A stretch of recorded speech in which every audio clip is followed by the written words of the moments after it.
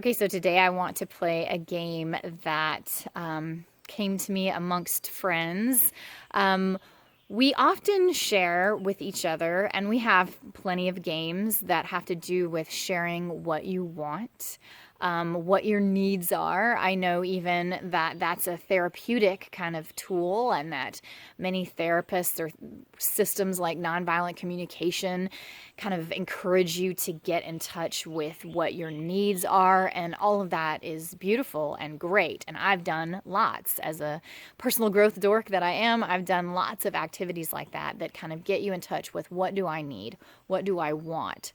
But this is a different take on it that another friend kind of brought out to the table because she was kind of like, well, I just want to like say it freestyle, freestyle and not have any of the other kind of judgment layers on it.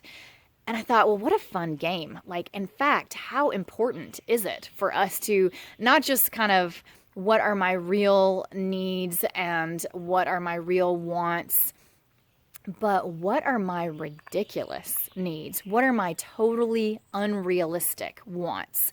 Things that I normally deem unfair to others, unfair to ask for, or unrealistic, totally ridiculous, would never happen, maybe even like unhealthy. What things do you want that you kind of worry are not even really healthy to want, or like I said, not fair to ask, totally unrealistic and ridiculous.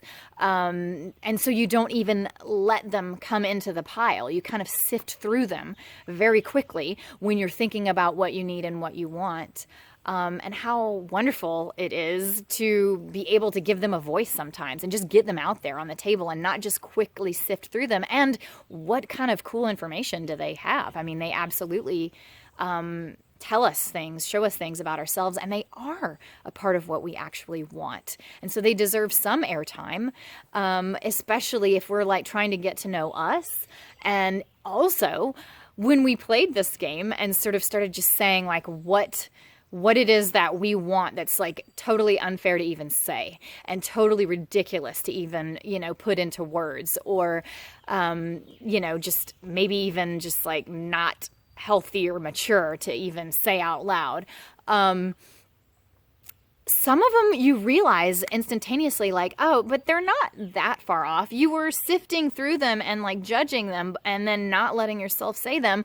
But whoa, they're not that bad. They're actually kind of fair, and it's really liberating to let they have fairness to them, even if you've deemed them unfair. Like, okay, one of the ones that she said was that she wants to be with a man that thinks every single inch of her body is amazing, and that he just like kind of adores and worships it at any time of day, all day, every single bit of her or something, and that's something that she might have written off as like, that's unfair, that's unrealistic, that's immature, that's not possible. Of course, I can't say that as a want. But then when you say it out loud, you kind of realize like that's fair. I mean, she might think of it as unfair, but there's some fairness to it.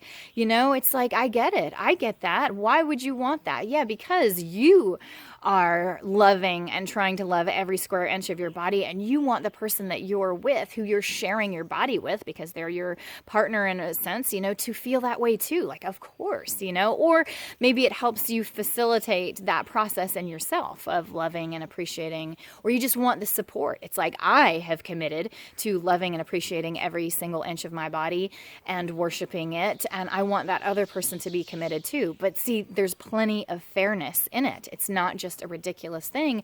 There's plenty of awesome, informative, and great stuff in it that you should allow yourself to have, allow yourself to need.